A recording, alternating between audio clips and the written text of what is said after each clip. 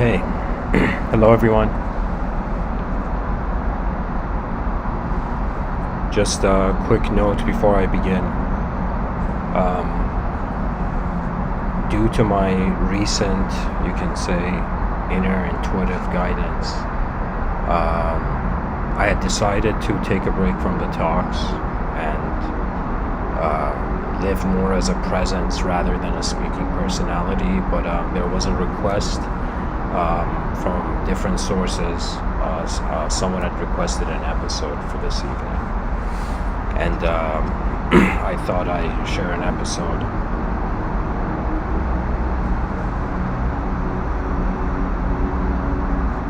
And then return to a state where words move secondary to my direct experience. So, in this episode, I thought of speaking about cyberspace realities and the evolution of freedom. And in the subtitle, if you look at the description, I've written parallel psychology and deeper mystical mysteries revealed.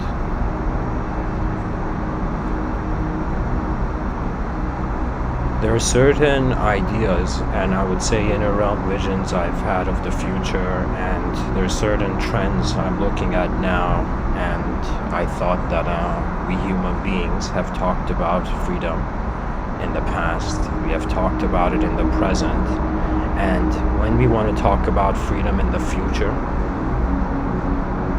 aside from the challenge of all the additional factors and forces and technologies that may enter the realm,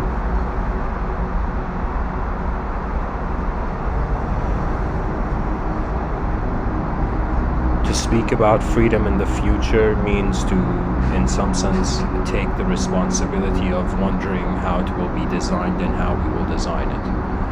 As in the tech sector, they say, the best way to predict the future is to build it.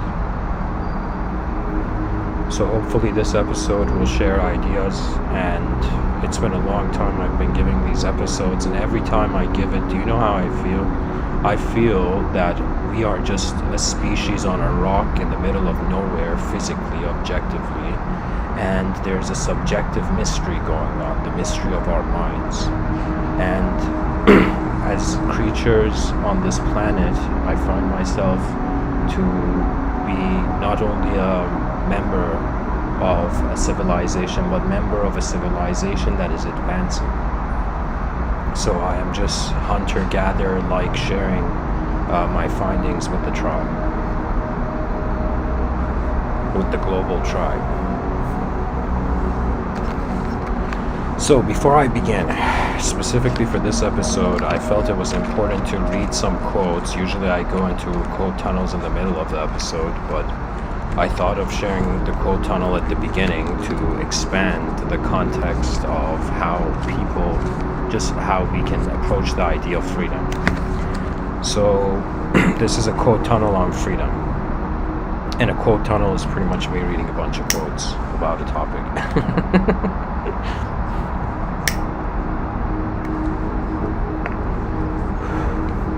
Viktor E. Frankl, between stimulus and response there is a space. In that space is our power to choose our response. In our response lies our growth and our freedom. Albert Camus, the only way to deal with an unfree world is to become so absolutely free that your very existence is an act of rebellion.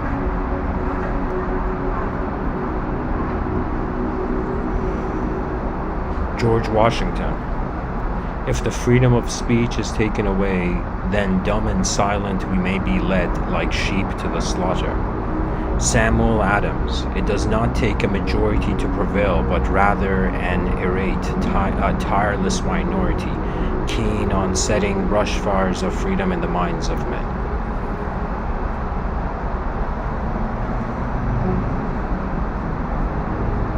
Moshe Dayan, freedom is the oxygen of the soul. Johann Wolfgang von Goethe, none are more hopelessly enslaved than those who falsely believe they are free.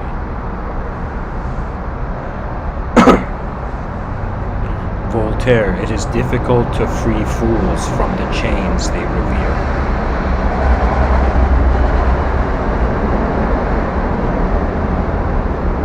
Hunter S. Thompson, freedom is something that dies unless it's used. Nelson Mandela, for to be free is not merely to cast off one's chains, but to live in a way that respects and enhances the freedom of others. Jean-Paul Sartre, freedom is what you do with what's been done to you.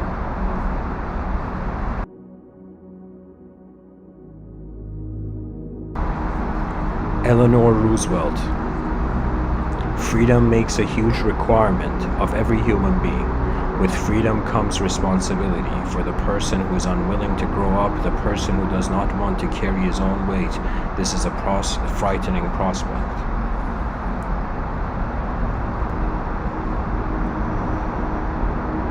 Frederick Engels, freedom is the recognition of necessity. Thomas Paine, those who expect to reap the blessings of freedom must, like men, undergo the fatigue of supporting it. Albert Camus says freedom is nothing but a chance to be better. George Orwell. Freedom is the right to tell people what they do not want to hear. Robert Frost. Freedom lies in being bold.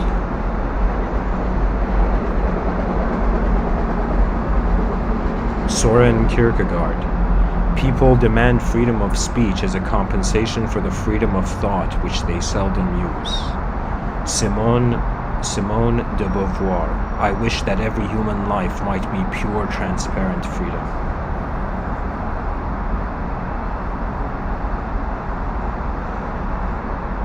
Pericles. Freedom is the sure possession of those alone who have the courage to defend it.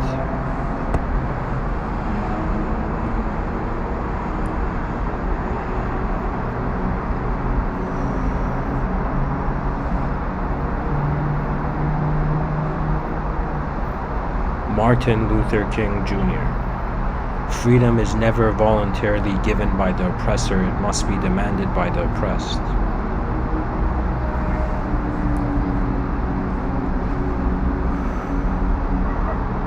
John Locke. Where there is no law, there is no freedom. John Locke has this other quote. He says, all men by nature are equal in that equal right that every man hath to his natural freedom, without being subjected to the will or authority of any other man, being all equal and independent. No one ought to harm another in his life, health, liberty, or possessions.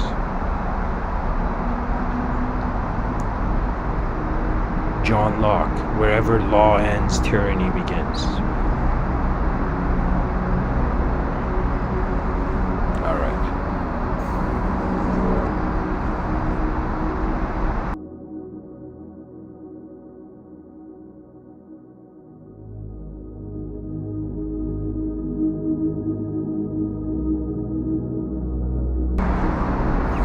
So, that was the quote tunnel.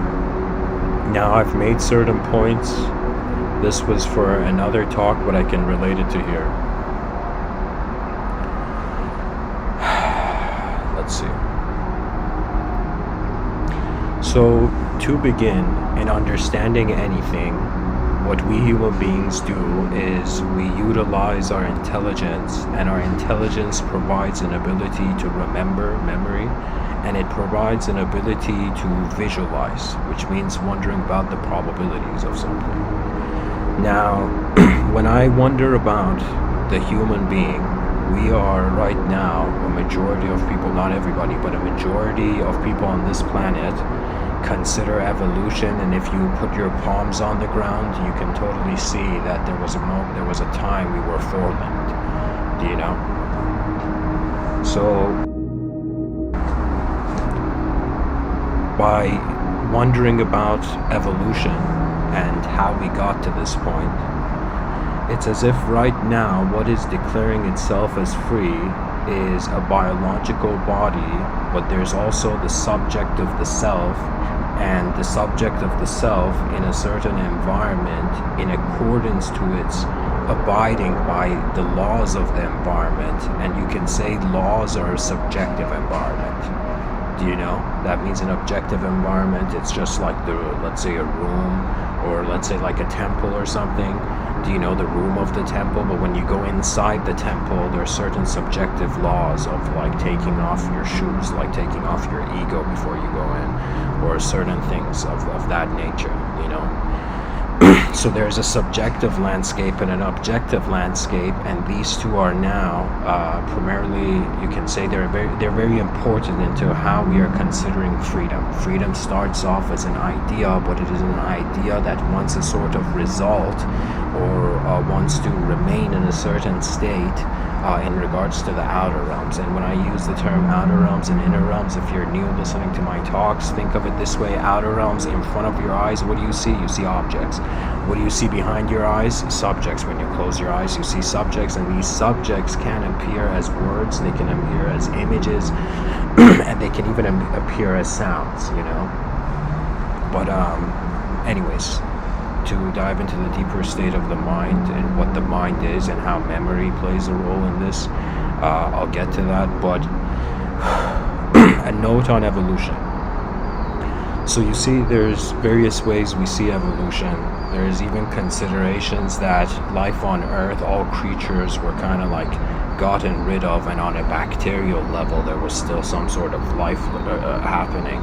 Now, evolutionary speaking, when we look at the human being's eyes, and it's like what we see is included as part of our knowing, and everything, even the consideration of freedom, has to do with our sight and what we find in our sight and our relationships with.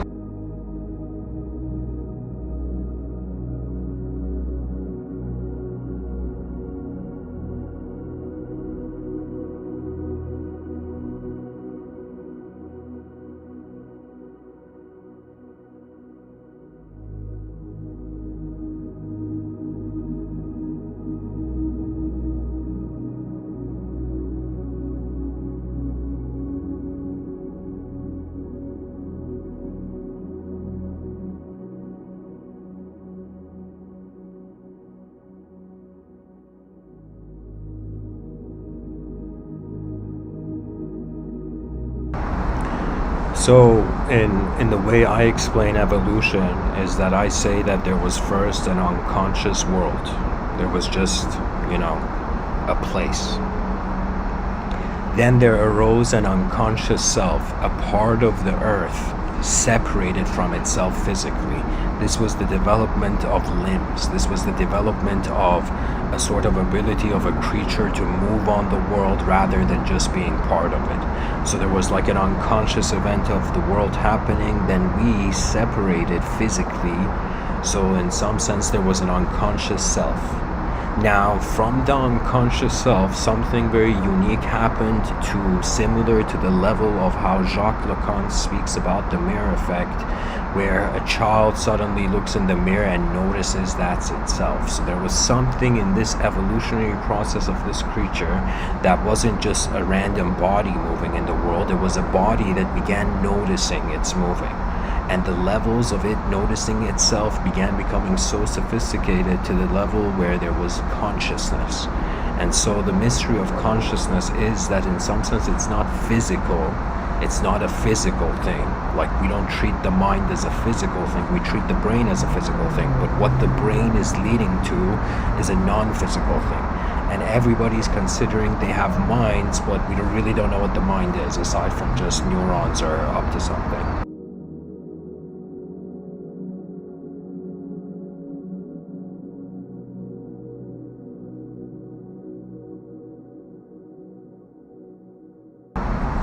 So, this creature became a conscious self, and now there is greater evolutionary phase where I consider this conscious self is going to become a conscious world. So it was an unconscious world, unconscious self. Now I'm saying, all right, we became a conscious self. We started naming ourselves, having personality, with also the addition of memory, the fact that this creature could remember what was happening to it, and how in any moment a person is alive, it's like your mind or your inner realms in that space, you can remember anything. Like yesterday has passed, but you can remember what you ate yesterday. Do you see? So it's as if there is a freedom of tapping into other moments, even though they have passed, and even though we are in a certain specific physical present moment. Now,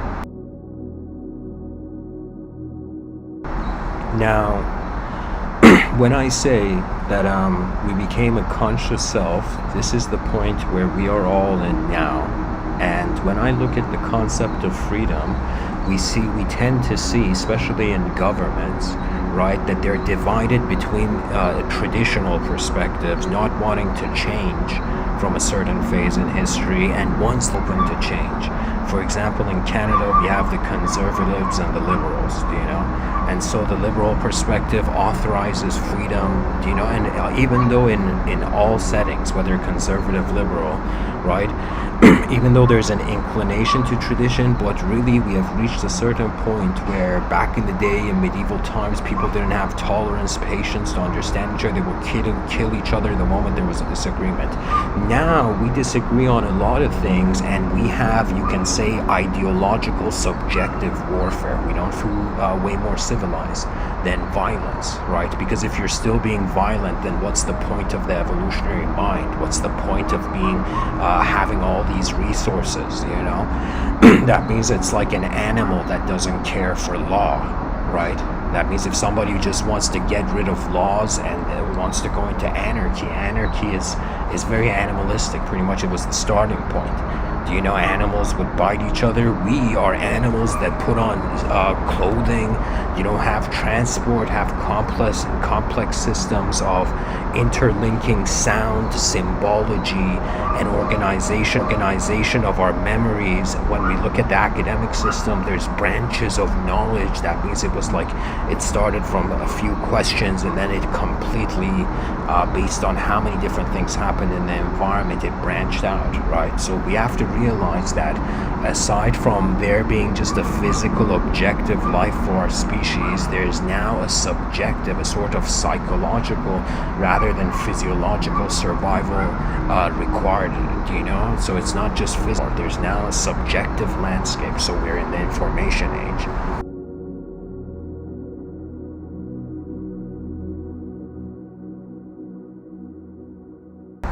So I was thinking about this notion of freedom, and in some sense what an attempt of wondering where it will go would be.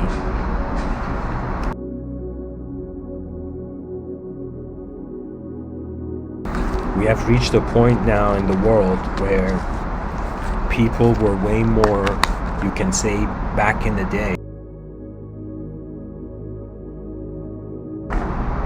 reserved by the development of culture. So culture, think of it, it's the attitude of an environment.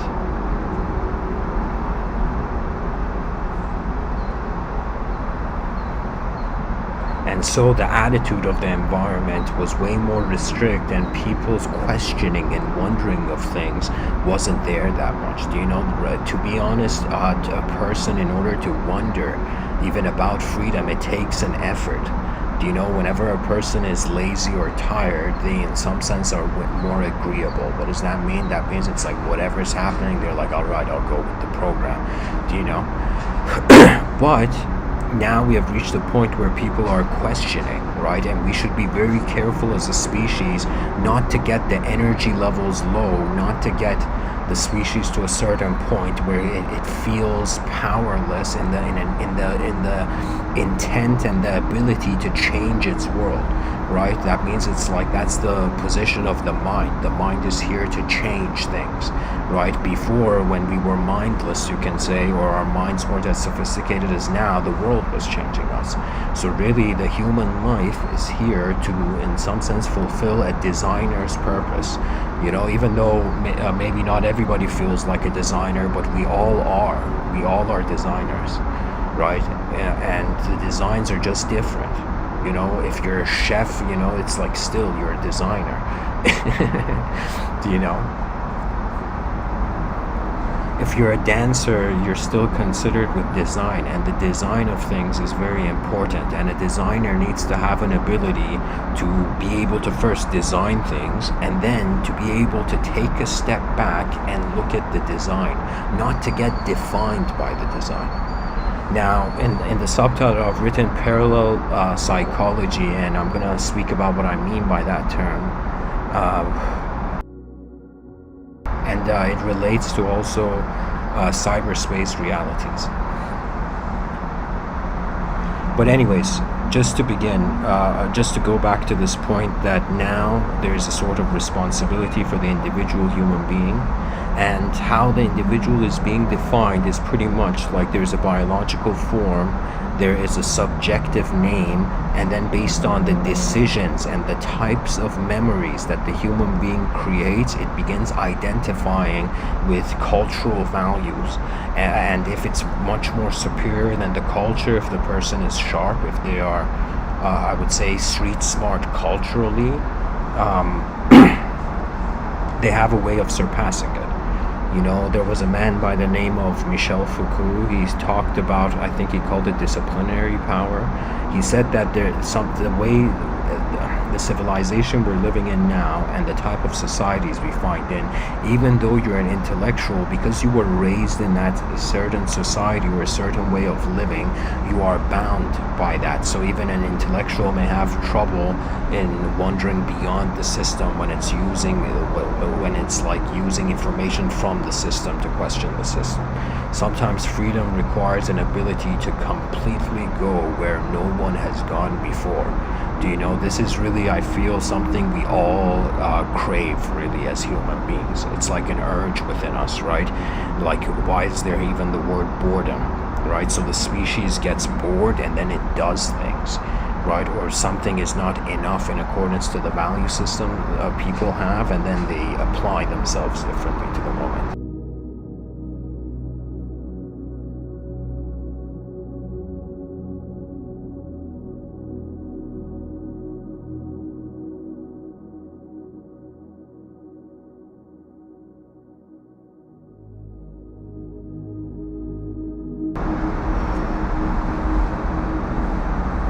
So,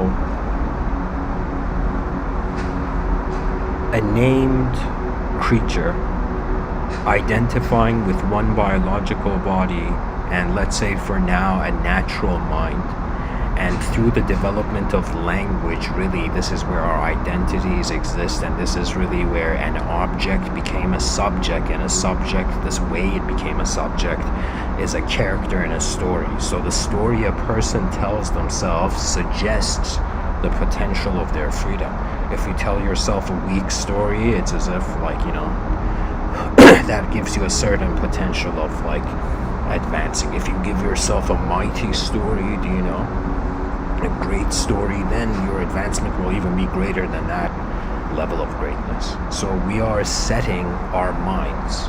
Our mindsets are pretty much how we accept a sort of context through our awareness of the world, how we accept a certain context, ideological context, and then how we become how we move as a subject, as a concept in that context.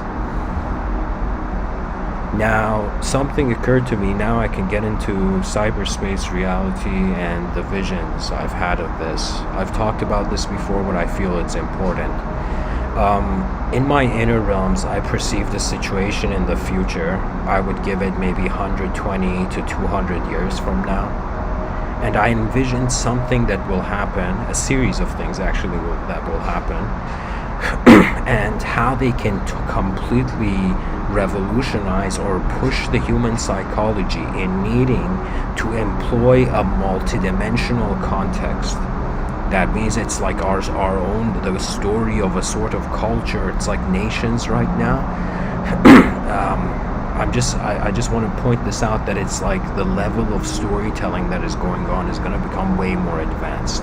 And so people are identifying, you can say a certain range of people are identifying not with their objective life, more with their subjective life. When you identify with your subjective life more, your inner realms dictate who you are. So you could be a person and you could see a bunch of alien movies and suddenly you'd be like, I'm an alien. You know, you can have this mentality. So it's as if the subjective framework is not caring for the biological framework. It is inputting the source value or the main value of what the person is. Now, this can extend between the differences of, for example, a man feeling he's a woman, thinking he's a woman, or a woman thinking he's a man. Do you see? These are, again, the subjective level, the subjective dimension of intelligence being prioritized over the objective. So I thought about something, that in the future, what is going to happen to this relationship between these two dimensions, the subjective life and the subjective life. What we tend to see is that the subjective life is seeking equality, but it's also seeking equality of expression. And because we're in one world, we're like 8 billion, think of it this way, we're in one physical outer realm, but we have 8 billion subjective inner realms. Every person who is born, every person who is alive, when they look at reality, it's as if they extract and impose a certain storyline to it. Right? So it's as if two people don't have the same view on life. You know, even aside from that, they're like, even if they agree on certain things, because they're occupying two different positions in the space-time continuum, it can never be accurate. It could be close though. So in some sense, I would say no two human beings have 100% understood each other, but they may have co-created a reality where there is one common thing that is entertained.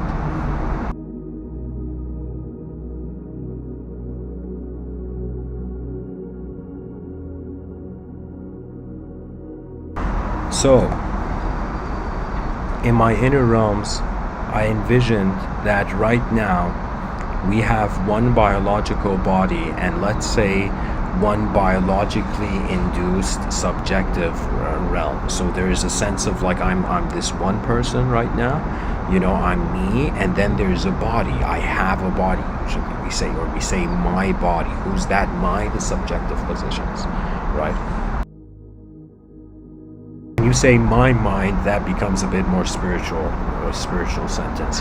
But when we say my body, whose body? The mind's body, you know?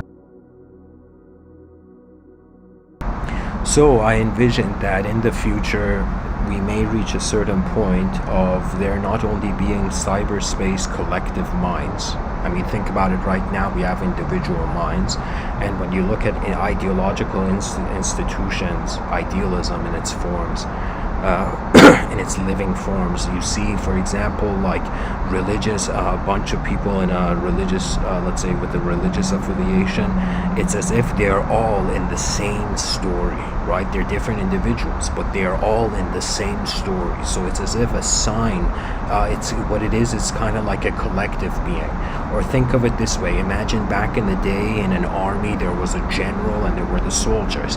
The soldiers had put aside their individual freedom and were listening to the general, therefore they were in some sense the collective body of, let's say, the general's mind, right? The singular general's mind. So what I'm saying is that there has been collective behaviorism, even though we haven't had collective minds to the degree where, like, if somebody is talking, you can see through their eyes, you can see their inner realms, their imagination and whatnot. Do you know, we haven't reached that point yet.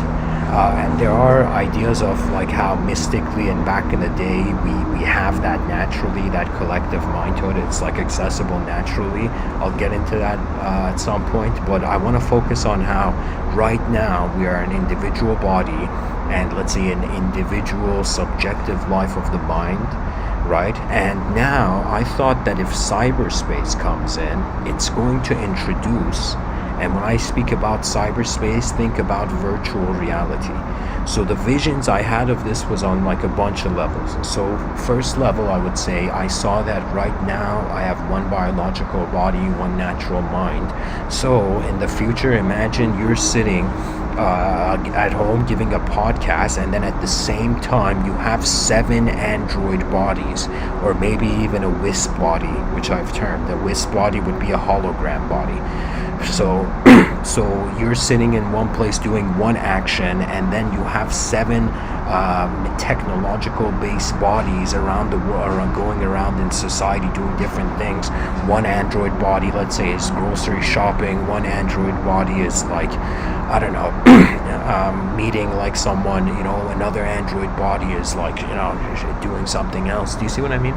So it's as if like there's one biological body, but somehow the mind connects to cyberspace, accesses a collective field where there can be multiple bodies, not biological but technological bodies.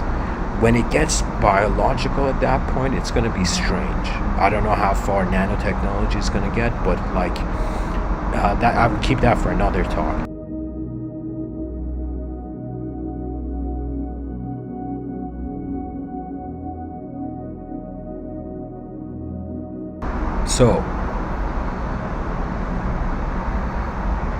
So when it gets to that point that there's multiple biological bodies, the question arose for me that what's going to happen, and this is where parallel psychology is going to come in, where imagine your body's like sitting in front of a television watching a comedy movie and you're laughing. And exactly in that moment where you're laughing, your android body is walking in somewhere, and then your android body sees, for example, a human being fall down or an accident and something sad. So it would be as if 2 simultaneous inputs of emotions from different viewpoints of sight, right? So this has to go into how much are we an idea of self, and how much are we stationed in and perhaps rooted in a deeper dimension where before we are an object and before we are a subject, there is a viewer of all the information accessible, right? There was a quote I read in the quote tunnel, something from Viktor E. Frankl. He says, between stimulus and response, there is a space. That space, you can say, is not defined by the stimulus, and it's not defined by the one who's responding, It's as if there is a viewing option, an ability. Even before me giving this talk, what's happening in my inner realms, there's probabilities, and I choose. And when I choose, I vocalize. Do you see? So it's as if before we make a choice, there's a space. There's a space in the mind where there's things being considered, and then we, in some sense, animate, or the spirit of a sort of invisible viewing attention enters the visible and manifests it.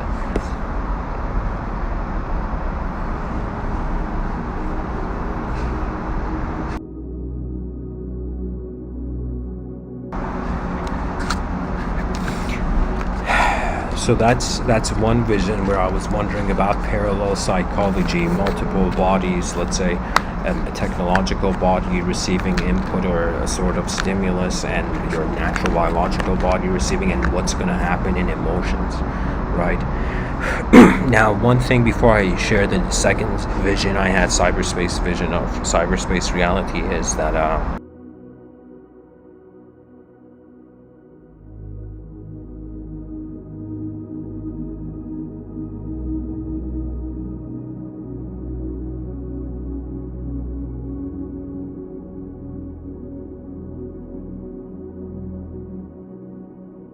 I was wondering about what we call, what in psychology they call fragmented psychology, okay, a fragmented psyche. And what is it that in this life can make a human being have multiple personalities? For example, there's some movies that depict this, that it's as if the person, there's one biological body, but completely the attitude that is functioning that body repositions, changes into another location, even something with a different age, right? Or we have, for example, in the New Age community, we have this sort of, this whole channeling business, where there is pretty much the person has this view that some other mind is entering their body and speaking through them, right? That again suggests a fragmentation of the psychology. or maybe an observer of the psychology, but this is where I wanted to share some points on this. So I was wondering about this to the degree where I was thinking of the example of a child playing chess at a young age, and he's about to checkmate this adult, and before this child checkmates the adult slams, gets angry and shouts, "How dare you!" and slaps the chessboard and ruins the chessboard before this kid can make the other person checkmate. Okay. And I have this notion that what is the memory? The memory is like pretty much our eyes are like a biochemical camera, right? We're like a camera that can access previous footage. So this child, that there was anger demonstrated when he was about to checkmate someone, right? I thought about this child suddenly, let's say years later, 10 years later, he's playing chess and somebody is about to checkmate him. Let's say a young kid's about to checkmate him, and right before the young kid checkmates him, he suddenly gets angry, and with the same tone of voice as the adult had shouted at him in his childhood, he slams and says, "How dare you?" Do you know? And he slams the chessboard.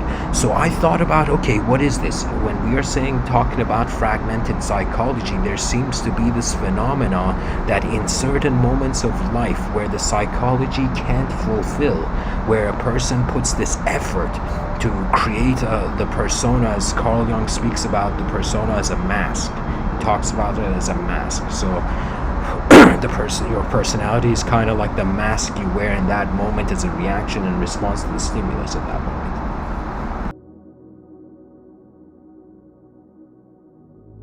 So in that moment, that person who got angry, right, where the memory echoed, it was as if he couldn't complete the checkmate, and so his personality was disturbed, was interfered with.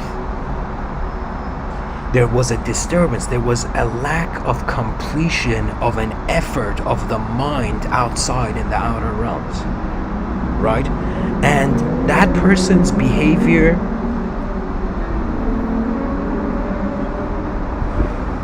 suggested to me that our memories, if we do not fully get over them, they echo. This whole time, our psychology has been echoing, and I feel a lot of suffering for the human being. If you look at it, I mean, there's a certain level of suffering that comes from the present. That's your physiological condition, okay? That's the response for that is in the present. But the suffering that comes from the past, it's like there was this great man by the name of Papaji. He said the past is past. You know, it's like, what are we worrying about? But why do we still get worried? Why is it that a certain moment of being dismissed or the psychology of the person being interfered with in the past may suddenly resurface in the future? And in that moment where that person got angry at the other person checkmating him, and he shouted and said, "How dare you?" that wasn't his personality. So this suggests that it's like this attention that is, let's say, creating its mask in the moment, can get interfered with other personalities.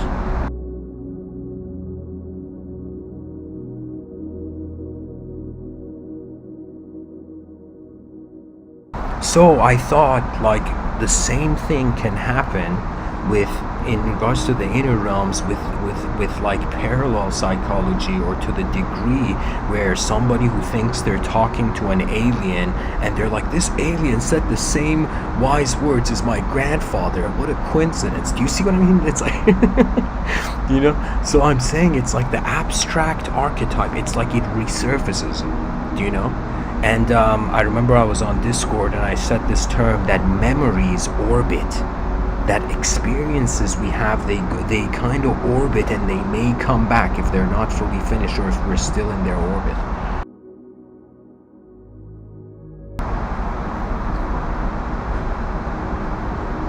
It could be that the most advanced human being is a human being that salutes their past and thanks it for its service and goes into the future. you see, is present, and in the present lives in a way where the future modifies for the better. Now, before I get into the second cyberspace inner realm vision I had of a cyberspace reality, I've written some questions here. One, I've written, is the persona masking potential higher dimensions? And I've written, if our environment programs us and we are programming the environment, then what is happening to the program? The other thing I've written here is the personality a responsibility or a reaction to the environment? And then I've written, how can we be something that we created if before creating it we had to be something else? Now, there is a lot of talk. One more thing I've written here, is it possible to look at who is looking? So you see, this question is so key. The second question, the question before the last one. How can we be something that we created if before creating it we had to be something else? So this is one of those remarkable things of like, how can a person, like we say, if someone, like if the personality is accepted or is let's say created, a person, like they choose and their choices are creating their personality, right? So it's as if before you choose there is no personality. Before you are a certain person, it's as if, are you a person? Do you see? Even we can wonder about the young child psychology, and what do we see? Children, they don't have a psychology yet. They're just energy moving in a body, fascinated by the environment, a sort of endless fascination, because the world has not been conceptualized yet. Do you see? This could be a huge gateway into the energy levels of human beings, that conceptualizing reality and this whole storytelling level of the linguistic simulation that we're all in is actually being a measure, or is dictating our energy, right? So it could be that one of the most greatest energetic states is selflessness. And it could be that when the Dalai Lama is like, be compassionate, when our civilization is compassionate to the level where the only way you can be compassionate is if you're selfless, right?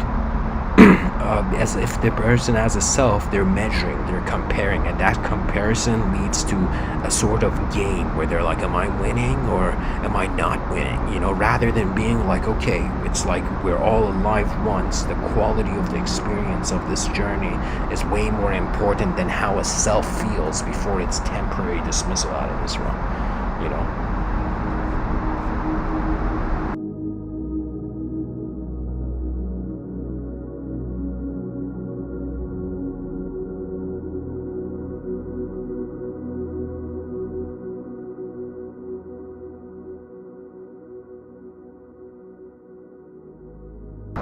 So before there is a sense of who, there is no who.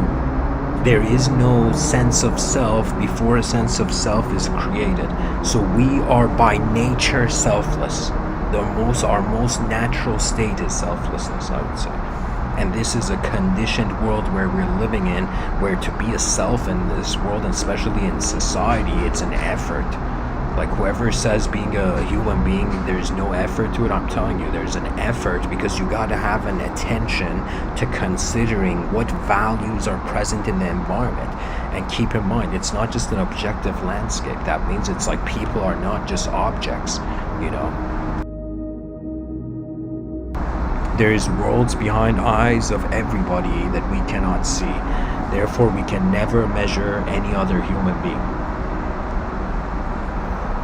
We can judge them in accordance to a certain game they play. For example, the educational system is one game that is trying to fit 8 billion different types of DNA. Does it fit? I would say it's not the perfect thing.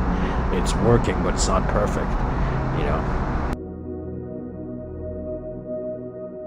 Now, this is where I would get into the second cyberspace reality vision I've had. This one is by far the most exciting, and I have a feeling deep down that if we, as long as we seek freedom, the evolution of freedom is going to lead to this. So take this in. This is the picture I'm saying, all right? Before I explain the cyberspace reality. So first point, there's people who have traditional values. That means there's people on the planet, religious people can fall into this category, where they don't want really the world to change. It's as if they found the perfect reality in the 6th century, and it's like, why should anything else matter? This is the perfect. It's as if there was a sort of shopping of ideology going on in history, and it's as if the person selected what they wanted from this life, just this ideology from this time. Not that it's false or right. I'm not talking about the ethics of things. I'm just saying that when we look at reality, there is an ideological cherry picking going on, right? And people are cherry picking ideologies from different points in time, different narrative, different stories. So I was thinking of, imagine a person wanting freedom, and we have this picture that we started from the traditional perspective of the person being like, all right, I'm a biological man and I'm a biological woman, you know. And the personality and the psychology developed based on that. Now the culture is going more closer and closer to cyberspace, and it's going towards alternatives of presence, right? I mean, all of us on some level are energetic beings. You know, you can't discriminate. You can't go to someone else and be like, I'm more energy than you know what I mean? Or I exist more than you know? We are all existing equally. It's just how this existence functions. So there was a focus on the outer realms being the physical body, being the defining factor of the identity. Now we have reached this point where it's not just that, and there's subjective narratives. So imagine a person is like, all right, I'm not a man, I'm a woman, for example. Now, the moment this takes place, and it has taken place, and there's nothing wrong with it, I'm just saying, like, as a perspective, think of it this way, I'm a designer talking about the designs of ideology. My personal emotions are irrelevant here. But anyways, so that opens up the level of reality to a subjective domain of identification. So the moment the person can be any other idea, they can also be any other age. They can also be any other color. They can be also any other type of form. A person can suddenly identify as, for example, an animal and escape, can identify as a fox, okay, and escape, let's say, laws. You know, let's say they do a crime and they're like, the person's like, I identify as a fox, right? And so it's like, what laws can we give to the fox? Do you know what I mean? Like, it's like Cage the Fox or something. You know, so I'm saying it's like it opens up reality to an abstract level of identification. Now, how does it connect to cyberspace? This is not where it ends. So first, I'm saying we're going to reach a point where ageism and all these things are going to be obliterated, right?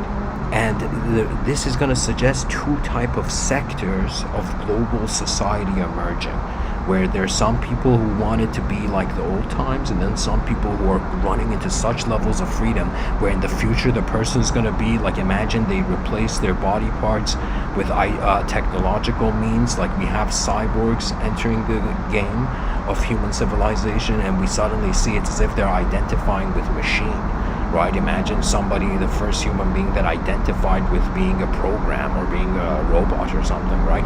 Or even an alien. Do you see what I mean? So it's opening up this arena. Now, anytime a person is looking to be something, there's a sort of space they are seeking to express themselves in. So usually identity is based on how you want to express yourself in a certain space. Now, I'm thinking that where will this lead? This will lead to a greater desire of freedom. Okay? Now, where will that freedom be? It will be a freedom that will not be realistically attainable in the outer realms. I'm talking about 200 years in the future. It will not be realistically attainable in the outer realms, so the person requires it in cyberspace, right? So what I'm seeing, there was this inner realm vision I got where in the sky there are these like rectangular boxes, okay? And inside them, there are these endless pods, where these pods each have a nutrition sort of system where it's like the body's preserved and the person is living their life psychologically in cyberspace. And in cyberspace, they can be anything and psychologically experience it, right? So that means the greater realities, because it's a mind, right? It's like the psychology of the mind. Aside from the biological body has limits in the, let's say, physical space-time continuum. But in cyberspace, that means if your attention, think of it this way, that moments where you've had a dream, in dreams we have permissions of behaviorism that we don't have, and expressionism that we don't have in real life. What does that mean? That means it's as if the body is asleep somewhere, the mind is living a life.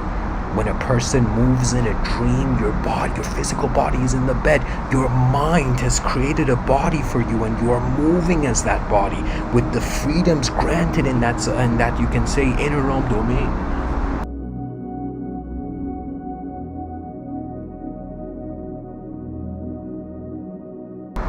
So this idea of people opting out of physical reality because of its lack of freedom, right? This is why I gave this talk called freedom is going to be, world peace is going to be attained first in cyberspace.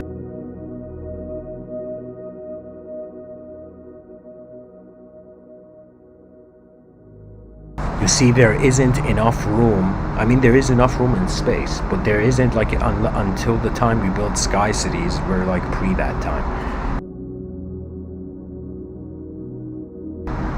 We're in the pre-sky city era. So right now there's a limited, let's say, sort of limitations on space, resources in the outer realms. Overpopulation, and as more human beings enter the system, they all want to have freedom of expression, and their minds are changing and their desires are changing in accordance to the media and all of this. So it's as if, is there going to be possible to have 8 billion free human beings with complete freedom for themselves to express in a world where there is a sort of limitation of space?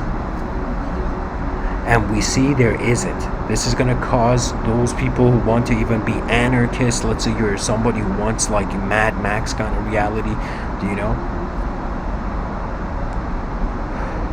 In the outer realms, I think there's a important emphasis in trying to preserve a sort of structure, but human beings can go into cyberspace and live out their lives. I mean, think about it. Right? Imagine there was these pods where you could go and your body is kept healthy, you know, and like kind of healed in those pods, and your mind is connected to the cyberspace realm, where in that cyberspace realm you're living a life.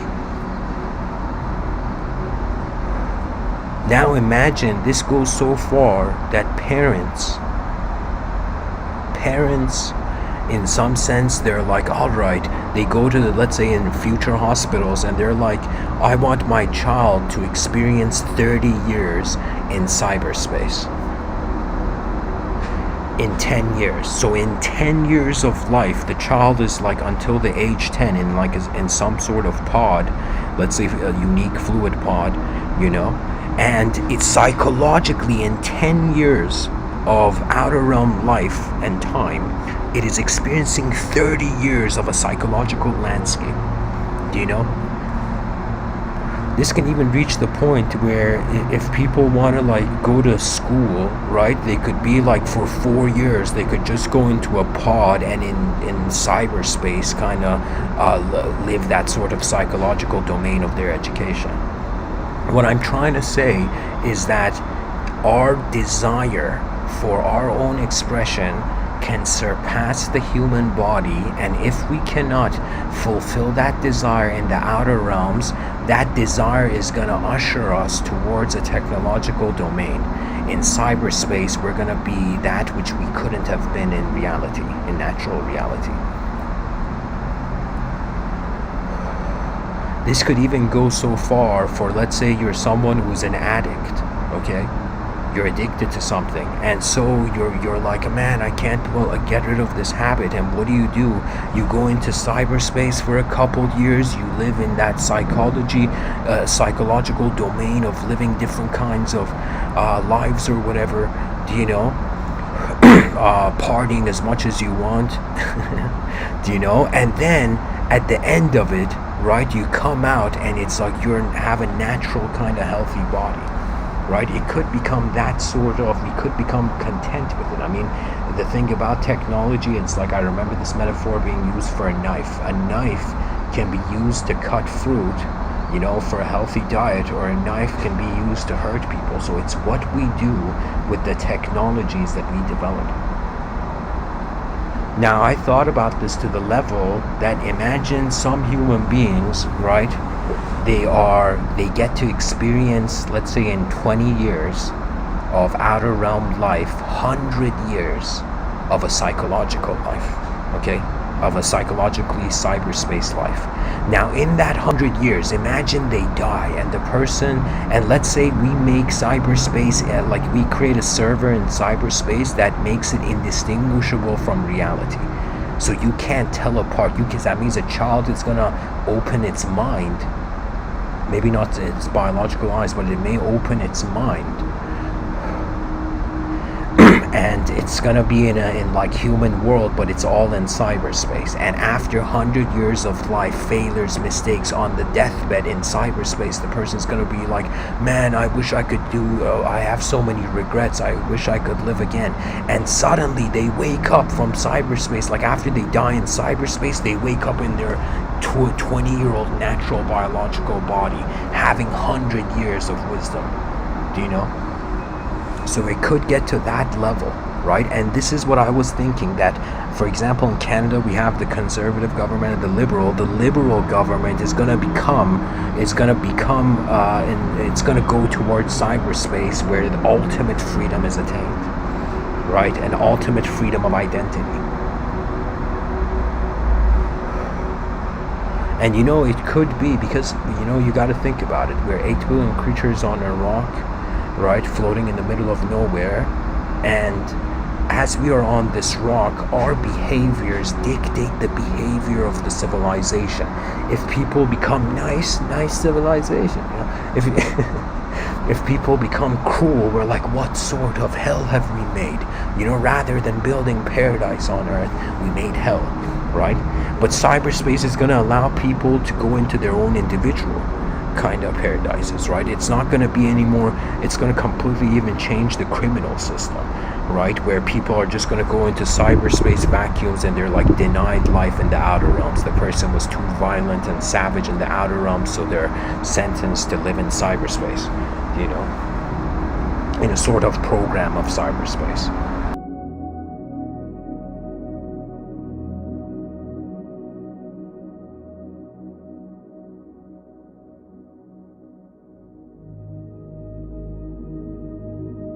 So the evolution of the individual's freedom has to either learn to naturally accept the limits and the style of just the biological natural world, or we escape out of it into a psychological world, right? So there are some desires within the human being that I would say are not human, and some desires that are human. If the person becomes dehumanized, they don't care about the human position. When you don't care about the human position, you rather go in cyberspace and be whatever you want, right? Because it takes a sort of effort. It's like a sort of biological program. It wasn't one where we could have chosen before we were born, but we were born into a system. And so far, the system is behaving like this. So people's freedom, the evolution of their freedom, will get to that point.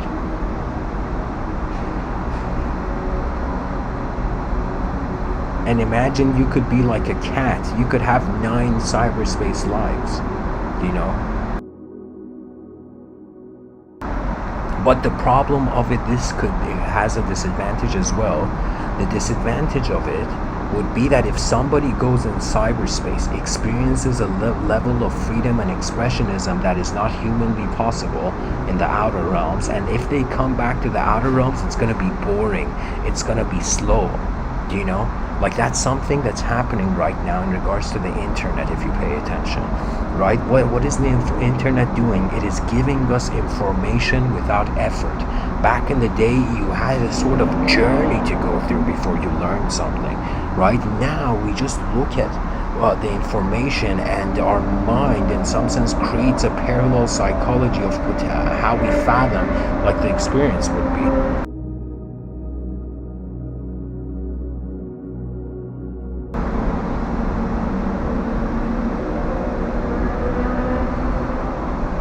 And due to overpopulation, right, it could be that like right now there was this there was this statistic, I don't know how they like completed the survey, but there was this statistic that like the depression statistics, like people on the planet are being more depressed than before, right? Back in the day, like they didn't even know what the concept of depression was, right?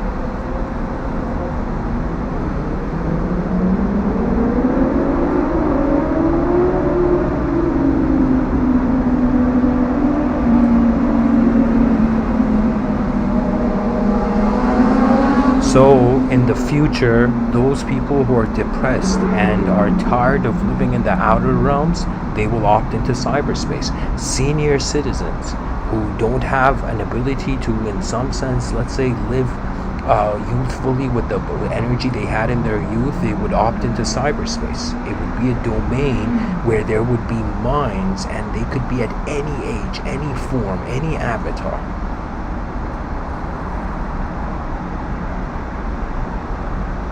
And you know, this connects to something in mysticism. In Vedic thought, there were certain deities that were seen as the avatars of God.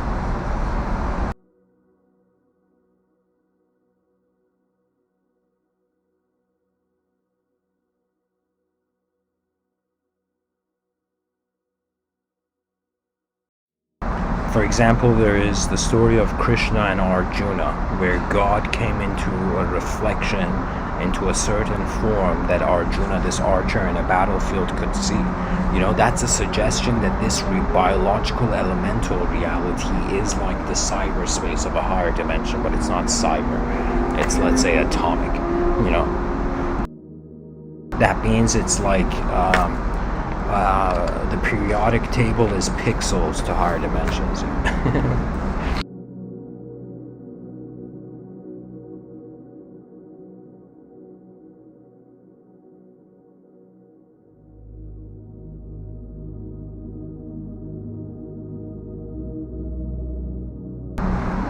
So, ultimate freedom is going to be cyber. To be a human being, and this is what I meant at the beginning where I said two different sectors are going to occur, a sort of natural sector of humanism and an unnatural sector of humanism. We're going to have a second life, or you can say, if we consider we have an objective life and we have a subjective life, we're going to have a third life, a cyber life.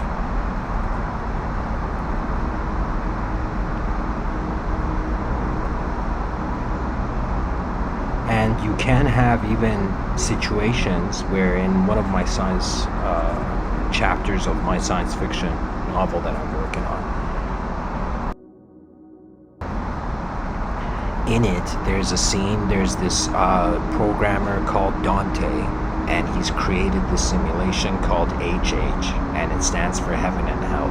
And he's created a heaven and hell simulation, just like Dante's Inferno, the 7 rings, the 7 levels of heaven, 7 levels of hell.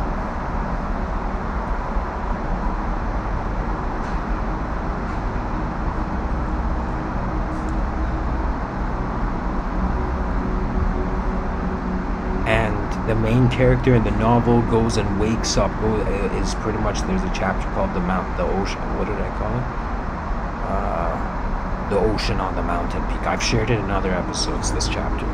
But pretty much in it, the main character and his robotic buddy go into it, convincing this, you can say, extraterrestrial base, half extraterrestrial person by the name of Dante to kind of wipe out the simulation. But there's a twist in it which I won't tell, and people can read the novel when it comes out.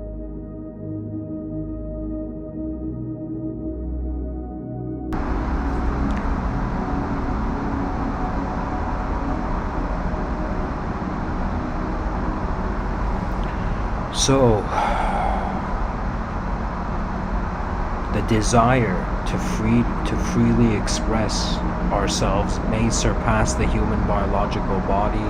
It may reach the point where it surpasses the human subjective cultural minds that we've made in the outer realms, and it will go into a completely limitless cyberspace reality. You know, you can imagine a person coming home from work, entering cyberspace, and it's like, you know, let's say they had a bad day at work and they've become Ares, the god of war, and are like destroying everything in cyberspace. You know what I mean? It's like, that's one way to get rid of your anger.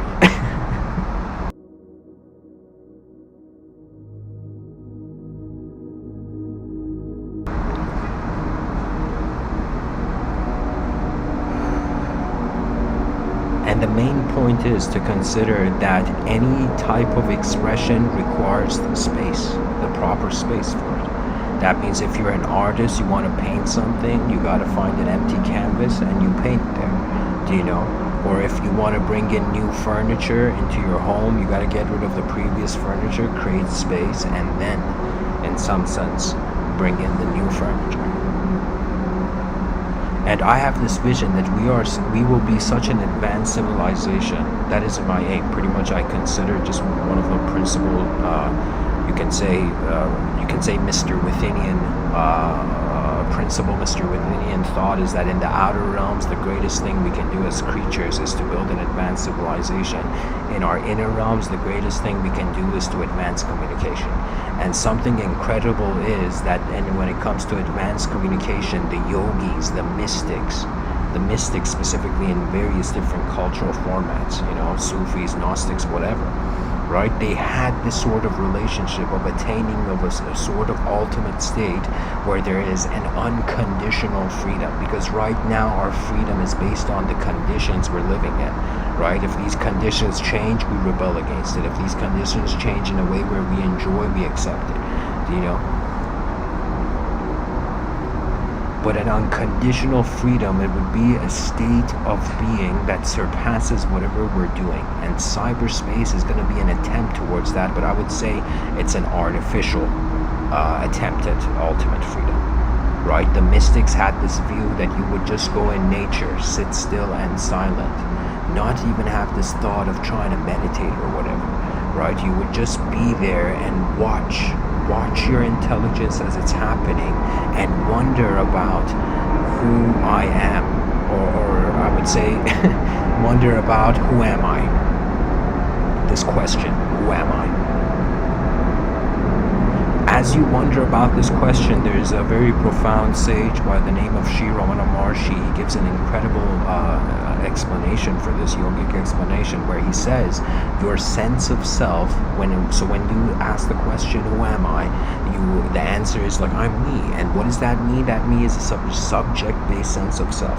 Now, Sri Ramana Maharshi in his work, he's saying that sense of self is like the last stick that helps manage all the other sticks, but then is thrown into the fire. So really, it could be that human psychology, in accordance to natural mysticism, is a phase into realization that what we are surpasses the boundaries of humanhood, surpasses the boundaries of conditional existence. Therefore, a multidimensional arena of selfhood that surpasses any idea of self, right? So it's as if the ancient yogis are saying, we all are a collective mind already, naturally, right? But for right now in 2021, due to let's say the voice of materialism, we are in some sense kept stationed prioritizing our attention into a physical station of being. Do you know? And so in order to be something more than that, we're trying to always take the body, right? There was this branch of New Agean thought where it was, what was the guy's name? I don't remember his first name, but his name was Melchizedek. And he had this view where in your inner realms you create a geometrical vehicle, and then this geometrical vehicle appears in the outer realms and takes your actual biological body into another potential dimension of being that is already there, right? So it's as if we're trying to take the body, but to see beyond the body, then it's like we're no longer the body.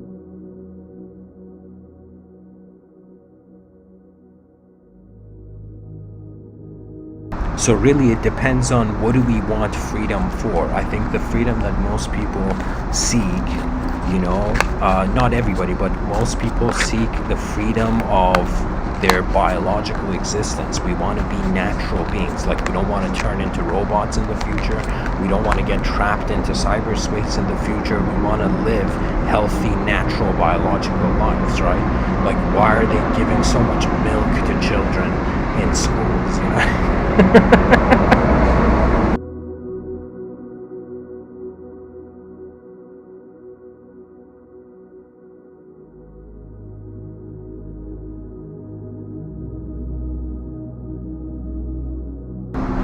So, what I'm trying to say is, in the future, cyberspace is going to be the extension of a dehumanized desire for freedom, right? So the freedom of expression can surpass humanism. And we know this because, like, dictators in history, what have they done? They have taken demigod egos. What does that mean? They've tried to be gods of their world, right? Cyberspace is going to make that happen, but it's going to be a lonely god. That's an example of a lonely god, where you control the cyberspace reality, but then you realize, what am I, trapped in a solipsistic imagination? You know, in the imagination of a solipsist, that would be cyberspace.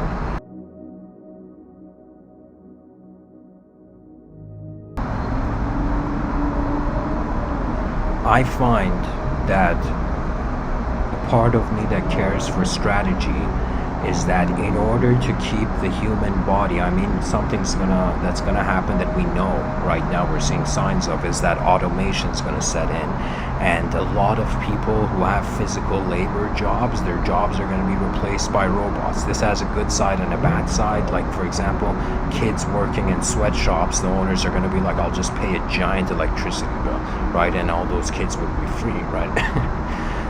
They might not, I mean, hopefully universal income is set in due to the our automation taking jobs, but like I'm just saying, in the future, people are gonna have technology replacing what the human being is doing. So what the human being is gonna be left as is living a peaceful, natural, biological life and utilizing it for creative means, something that machines can't do. Do you know? That's something that means a level of human behaviorism has to be preserved so that we don't get wiped out by the machine.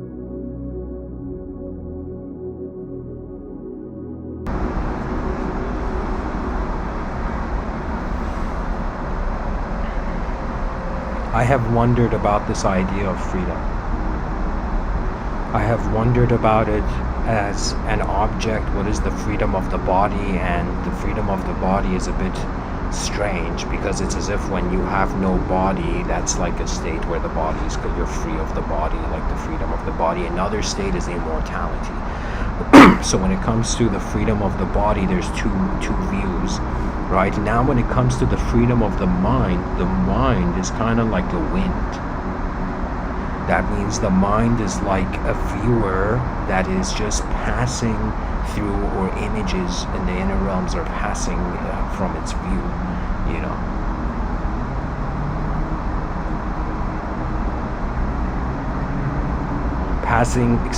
Through its view.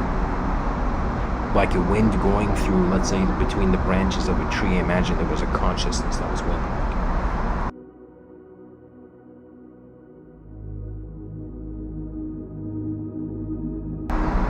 It could be that in the future we have liquid levels of consciousness, right? Like the human body is right now contained, right, in a certain way. But in the future, imagine a person, just like consciousness can be there on a cellular level, not just dependent on the brain. So that could mean that there's a sort of pantheistic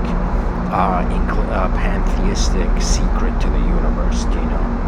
That way your consciousness, you can just become the wind, go somewhere else, and then rematerialize, you know, or become solid again, you know.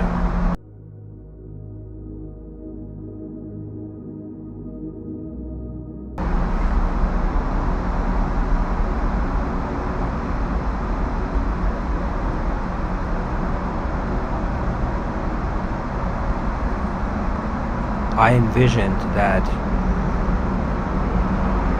in the future, in order to preserve the human idea, we need to create jobs for not just the human body, but for also the human mind. The story we tell ourselves and how we react to that story is going to dictate the future of the civilization. Whoever you are listening to me, if the story you're telling of yourself is not appreciating the biology, pretty much you're going to be vacuumed in by technology. If there's an appreciation for biology, you preserve it. But then there comes another question: for how long can we just live in nature? Do you know, let's say there's some initiatives in the future, and there's parts of the world that are just like technology is not allowed to be present in, you know?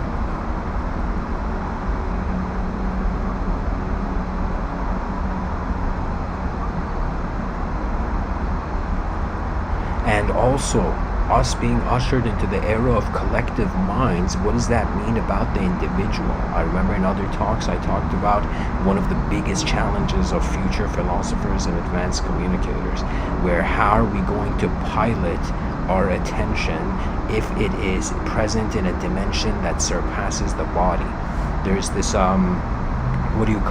there's this story called Flatlands. I heard it from Carl Sagan, but he had heard it from somebody else. So the story of Flatlands is, imagine there's like this table, and on this table there's squares, triangles, and circles, okay? Let's say squares, okay? There's squares on this table. Now it's a two-dimensional flatland world, two-dimensional world, squares are living. Now imagine a bunch of the squares have gathered around somewhere, and out of nowhere a square appears, and all the squares in flatland are like, what the fuck? Did this square just teleport? Did this square just appear? Out of nowhere, what sort of two-dimensional miracle is this, right? But what those squares don't know is that there's someone who's holding a cube and placing that cube on different parts of the table.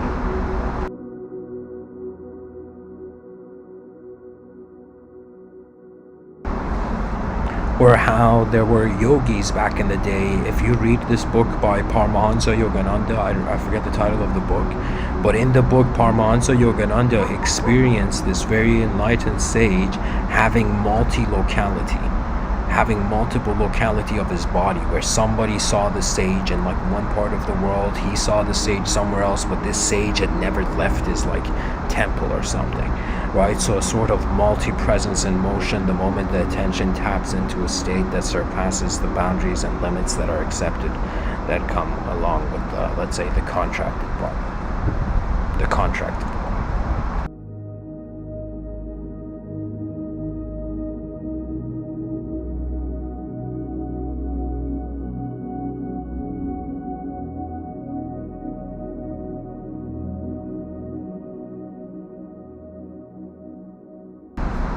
So pretty much I would I guess reach a sort of conclusion of this episode, and I guess we now have an inkling why this person in the wallpaper, I don't know who drew this artwork, but whoever did an amazing job, why this person is playing the violin alone, because reality has forgotten the simplicity of nature, and it seems that it's inevitable. The wound is too deep, the technological wound. We are too inclined towards that. And what somebody said this, that they said this about millennials, where they said it's as if like they have creativity, but what they're lacking is patience. That means the more options a person has, the less they care to study each option individually. Do you know what I mean? It's as if like the person's emotional desire and life is surpassing the patient ability required to look at something carefully, observe it, and see what it actually means in multiple perspectives rather than just one. It's very easy to break a house of cards, but it's very hard to build it.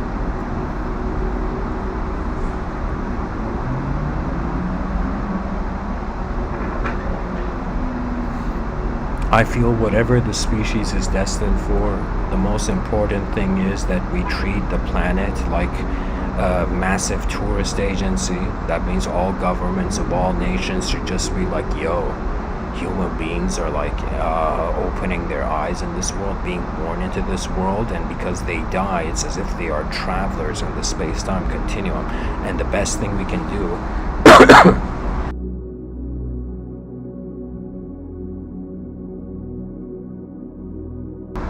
the best thing we can do is make this into a multidimensional airport, this planet. I feel it is in the cards. It is, we are headed there. I feel right now, 2021, I'm talking about pilots, pilots of consciousness, a huge part of what I talk about in these talks. Where it's as if we are piloting our attention in the space-time continuum. And if you don't pilot your attention, guess what? You become a passenger of somebody else. That's the nature of free will. You either use your free will, or your free will becomes part of the free will of others. And there is nothing wrong with that to some degree. I mean, we got to trust our world to live in it, and a person can't be everywhere at the same time. So without trust, there would be like a sort of disturbance of the psychology.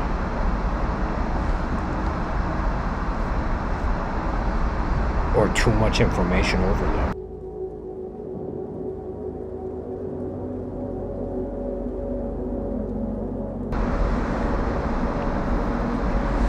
One last thing to say, I made a note here, are we a multidimensional being and the body is a specific server of access? So I want to take the listener's attention to this idea that that cyberspace reality has taken place and people are opting into cyberspace. Now imagine there has been generations of living in cyberspace.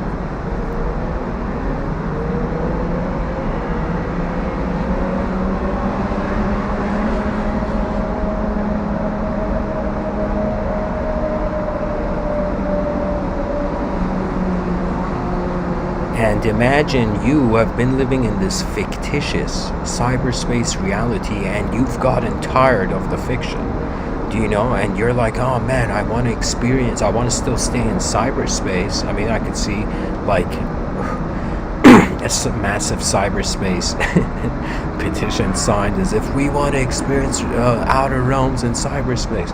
So there's going to be a server, again, made indistinguishable from reality. So if you're someone who's been consciously in cyberspace and you were conscious before you entered cyberspace, so you enter cyberspace with the memory that you were somewhere else. So when you create, so imagine a bunch of people in cyberspace find this server and they go into server, and this server is the exact replica, the exact live stream of the outer realms. Now they're living in that server, and they, let's say, live in a way where they're not having cyberspace. They are in cyberspace, accessing a human server live stream of the outer realms, but in that live stream of the outer realms there is no cyberspace. Let's say that point is dismissed from it. Then it's like the person, and imagine you're a cyberspace, your cyberspace avatar is born into that reality somehow.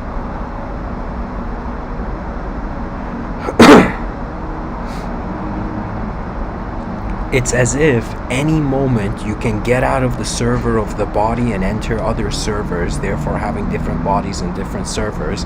Now, if we take away the whole cyberspace angle of this and bring this back to mysticism, it could imply that right now, we living in our body, just like the palm of a hand where it's connected to different fingers, it's as if this biological life is one life and there are other simultaneous lives happening in other dimensions of intelligence, in other servers of intelligence, and even an awakening beyond all those servers into an actuality, right? So it's as if the moment think of it this way. There is the number 0, which is void, just space. Then there's number 1, something in the space, the sort of idea of the individual, the idea of the singular. Then there came the idea of 1 plus 1, let's say 2, the idea of duality. Okay, now we are living in a realm where there's chaos and order, good, bad, right, wrong. The next phase, where else can duality go? And I have this quote where I say duality, what do I say? I've said it in other talks. I say the singular is the mother of duality. Singularity is the mother of duality. Duality is the father of the multidimensional.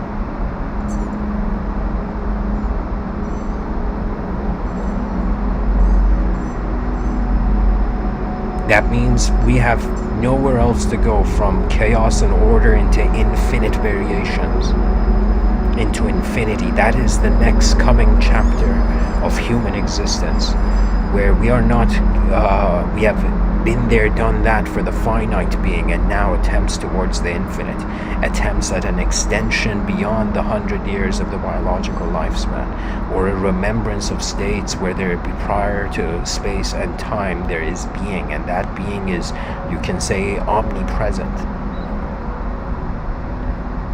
Even the idea of God is a suggestion that God is seen in the Abrahamic traditions as a sort of inconceivable source, as an inconceivable source of intelligence that is watching its creation. Now, if the inconceivable is watching the conceivable, that means the conceivable dimension is being watched from inconceivable dimensions. That means those people in Flatland are like, yo, there's 3 dimensions, a realm where cubes exist. Do you know? So the mysteries of human intelligence are now becoming like a double-edged sword, where we are wondering about our inner realm, how we're rooted in the inner realms and how we are rooted in the outer realms, and what can we do with this.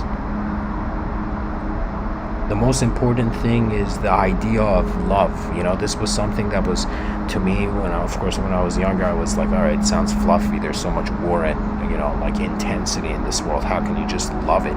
But then I realized love is the redemption. It's the freedom of the mind. It is the greatest station of the mind, where it can unconditionally accept, where everything we're limited to is a conditional acceptance.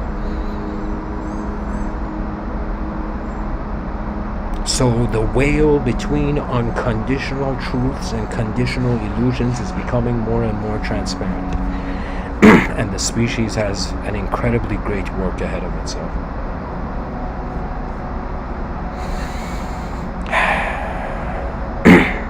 And if in the future there's going to be somebody in a gigantic, let's say, cyberspace realm, or whatever sort of reality, or even technologically a sophisticated reality in the outer realms, it's as if this person playing the violin, and let's say this is in the future, will know that in 2021 the attention wandered that far. Do you know what it is? It's like jumping up and touching the rim of like a basketball hoop.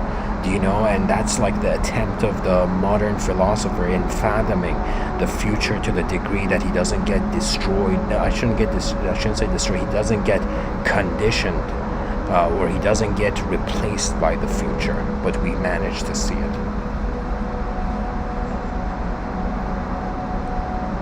I feel a global philosophical initiative is required. In my own work, I've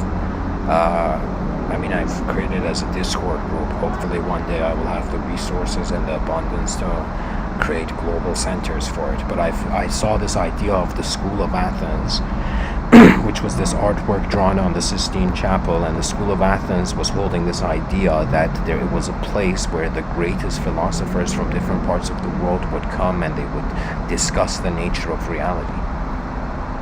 And you can say language is kind of like cyberspace, pre-cyberspace, what it can do at least. If you tell someone a good story, a bad story, like their emotions change, right? That emotions could be equivalent to, like, in the future, like cyberspace could be just a manifest story, a story that you can touch,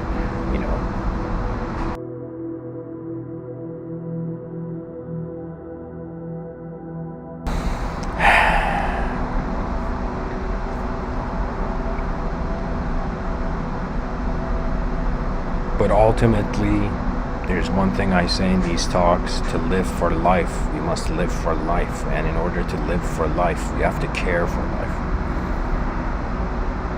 And there needs to be an incredible multidimensional tolerance. No longer a person just based on how they were raised judging the world. Just like an object can be held in your hand and you can look at it from different angles and move it, right? Similarly, subjects can be moved.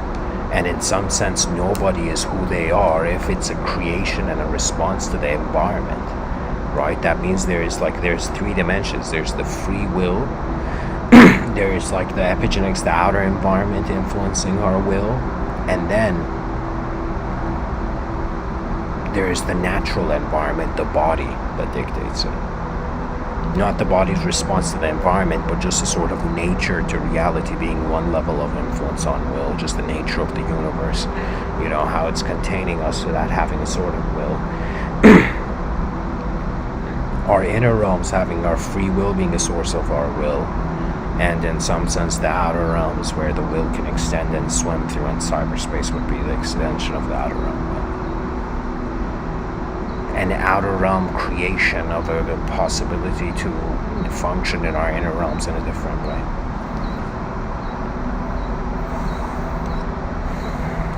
One thing we're certain of is that there is way more unknown than known. As Socrates says, the only true wisdom is to know that you know nothing, right? But Socrates said that.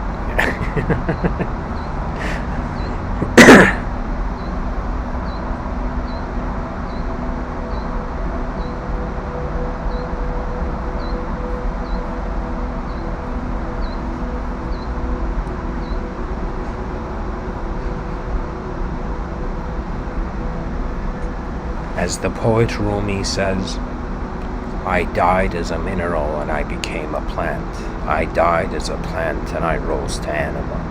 I died as an animal and I was man. Why should I fear death? When was I less by dying? I shall die once more to soar with angels blessed, but even from angelhood I must pass on to that which no mind has ever conceived.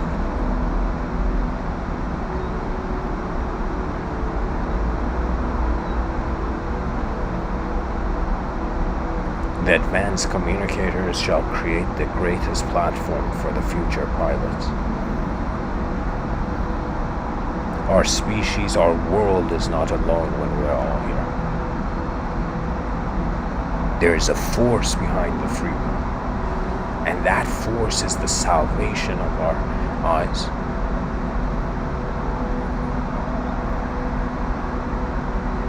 And we should create a civilization that doesn't make it easy for people to hate themselves, but makes it easier for them to love themselves. And when you love yourself, you have accepted the dimensions of your intelligence so you can accept it in others.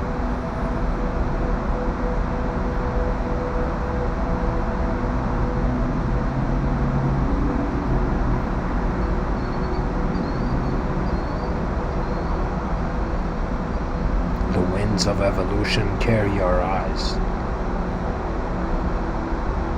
and our eyes carry the rest of the world. Thank you for listening, and much blessing.